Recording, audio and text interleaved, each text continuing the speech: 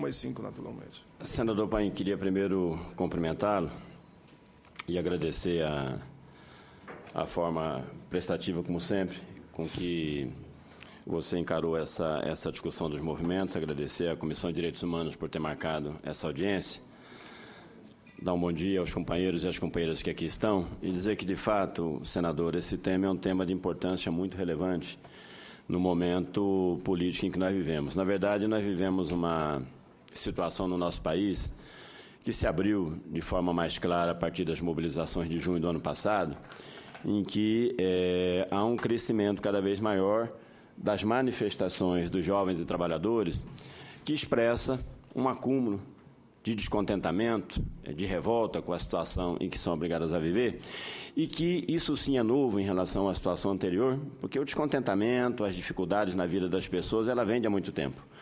Mas o que há de novo, e que eu acho que é muito importante, é que as pessoas estão tendo disposição de agir, de atuar, de se manifestar, de protestar, de fazer greve, para tentar resolver a situação que aflige a sua condição de vida mais do que havia antes.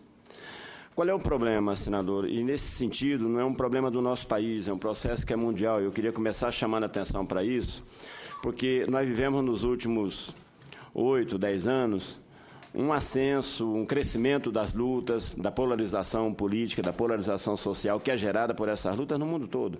Nós temos acompanhado a situação no norte da África, com rebeliões, com revoluções, com insurreições, algumas inclusive armadas, como agora na Síria.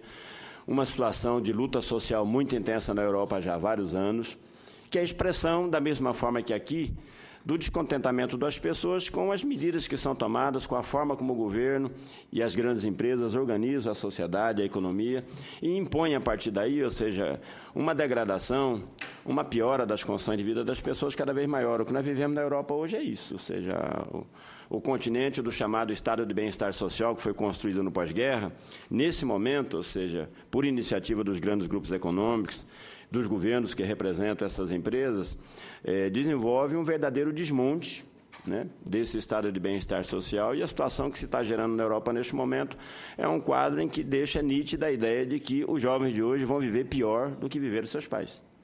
Porque direitos sociais conquistados a duras penas, parte importante disso, do motivo, da origem da conquista desses direitos tem a ver justamente com a luta contra o nazismo em meados do século passado, e esses direitos estão sendo diuturnamente dilapidados ou retirados da legislação dos vários países da Europa. E, obviamente, é isso que leva com que as pessoas reajam, se mobilizem, protestem. E essa forma de enfrentar os protestos e as mobilizações dos trabalhadores, que é, ao invés de atender às demandas, às reivindicações, aumentar a criminalização, a repressão, ou seja, tentar conter pela força a luta das pessoas que estão em busca dos seus direitos, é um processo que não ocorre só aqui. Nós temos, neste momento, na Espanha, senador, não sei se o senhor sabe, cerca de, são 23 ou 25 pessoas presas por participar de manifestações. São ativistas, são dirigentes que foram presos nas manifestações que eu vi lá, são presos políticos, na Espanha, em plena Europa. Então, o que nós estamos, qual era a preocupação, por que nós pedimos a marcação dessa audiência aqui, queríamos discutir, inclusive, com o senhor, com a Comissão de Direitos Humanos do Senado, com o Senado Federal, que iniciativa se pode tomar em relação a isso? Nós pedimos porque, no Brasil, ocorre um recrudescimento da repressão às mobilizações, da criminalização, judicialização das organizações sociais, a criminalização de dirigentes, de ativistas, de militantes, de liderança dos movimentos sociais, mas cresce a olhos vistos de uma maneira alarmante desde junho até agora. Nós estamos fazendo um levantamento, depois esse documento não é um documento que eu trouxe para cá, mas eu vou deixar com o senhor uma cópia, porque ele tem bastante informações que são importantes para isso, mas nós tivemos nesse período de junho até agora mais de 2.000 pessoas presas em manifestações pela polícia. Dessas, nós temos hoje 370 pessoas que estão indiciadas. Agora, no Rio Grande do Sul, o Ministério Público acabou de apresentar uma denúncia contra 6 companheiros, que são lideranças do Bloco de Lutas em Defesa do Transporte Público em Porto Alegre.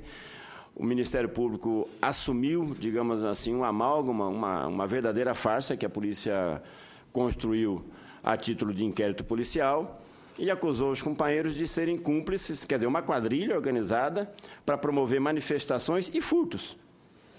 Então, houve depredações de lojas durante manifestações que ocorreram em Porto Alegre. Nessas depredações, houve gente que furtou objetos das lojas e as pessoas que organizaram as manifestações para reduzir o valor do transporte estão ameaçadas de prisão neste momento, acusadas do roubo daquele objeto. Então, se a segurança pública do Estado do Rio Grande do Sul, ao invés de se preocupar em reprimir os manifestantes, se preocupasse em guardar o patrimônio, que é a função dela, é a função legal dela, talvez não tivesse ocorrido o furto. O problema é que se uma pessoa furtou um objeto de uma loja, no momento que está acontecendo uma manifestação, eu mando prender a direção da manifestação porque furtaram a loja? Ou seja, é uma ideia absurda. Aliás, inquéritos assim foram construídos na época da ditadura militar. Assim se incriminava as lideranças dos sindicalistas e as lideranças dos movimentos políticos daquela época. Bom, novamente nós estamos vendo isso agora. O promotor aceitou essa denúncia, encaminhou à Justiça e a Justiça aceitou a denúncia. Então, nós temos, neste momento, um processo em curso que, se nós somarmos as penas previstas nos artigos em que foram incluídos esses companheiros, nós podemos ter companheiros condenados a 20 anos de prisão, porque organizaram uma manifestação para reduzir o valor do transporte coletivo.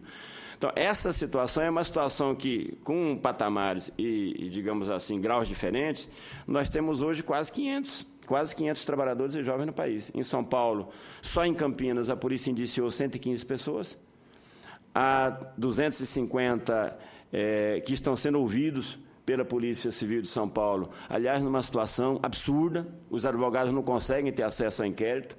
Ao que tudo indica, que São Paulo está se armando uma coisa parecida com o que houve no Rio Grande do Sul, no Rio de Janeiro.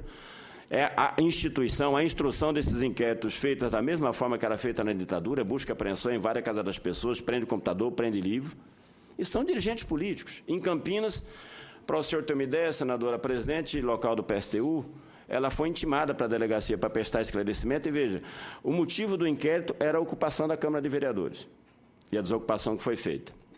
Essa companheira, que é presidente do partido lá, nunca foi na ocupação, não participou da ocupação. Ela é petroleira, não tinha condições de participar, até porque estava trabalhando. Ela foi chamada a depor. E quais eram as perguntas do delegado? Mas o PSTU ajudou? O PSTU ajudou a financiar? O PSTU gastou dinheiro com isso?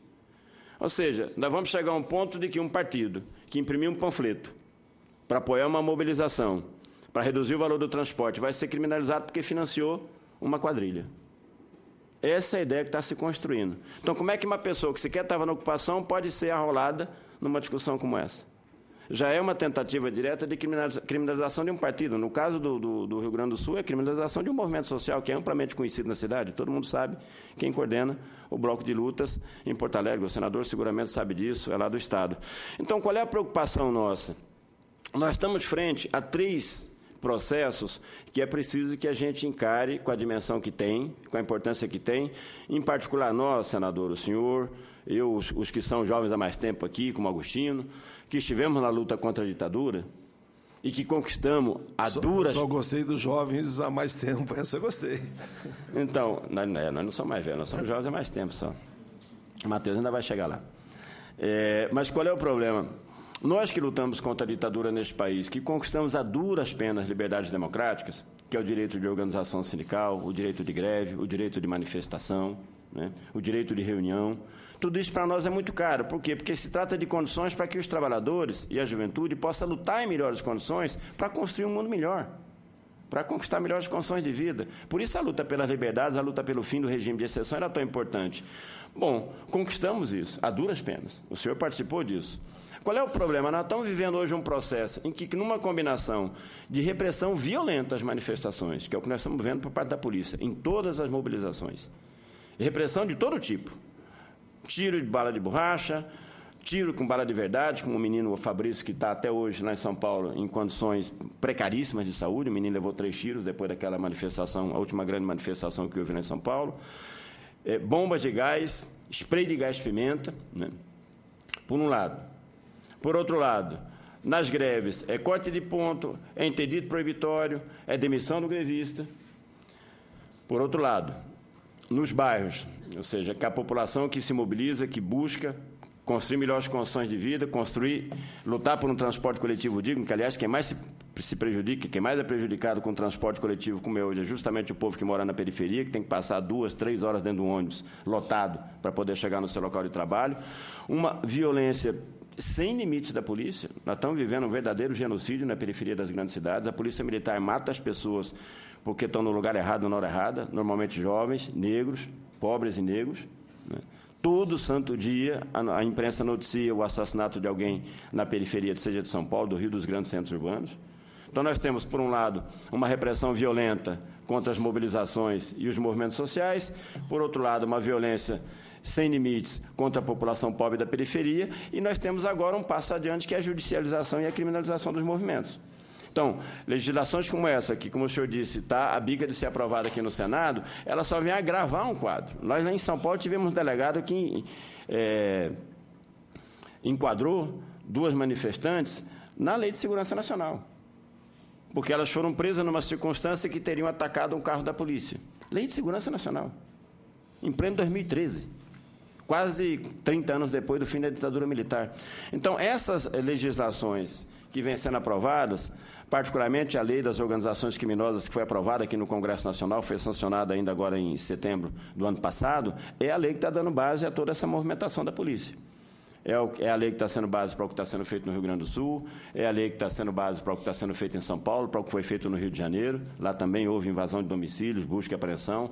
Há uma perseguição contra as pessoas em função das ideias que elas defendem, em função da ação que elas fazem nos movimentos sociais. Ou seja, em total revelia ao que está previsto na Constituição Federal.